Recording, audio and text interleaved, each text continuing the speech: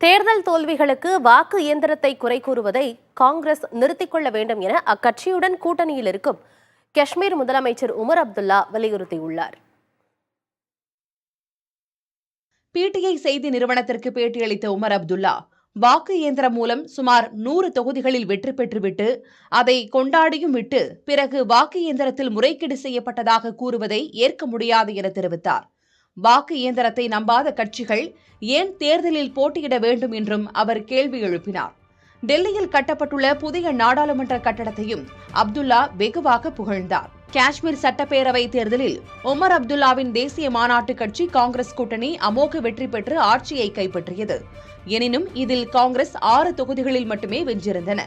அப்போதிருந்தே தேசிய மாநாடு காங்கிரஸ் கட்சி உறவு சரியில்லை என பேசப்பட்டது. இந்நிலையில் காங்கிரஸை உமர் அப்துல்லா நேரடியாகவே கடுமையாக விமர்சித்திருக்கிறார்.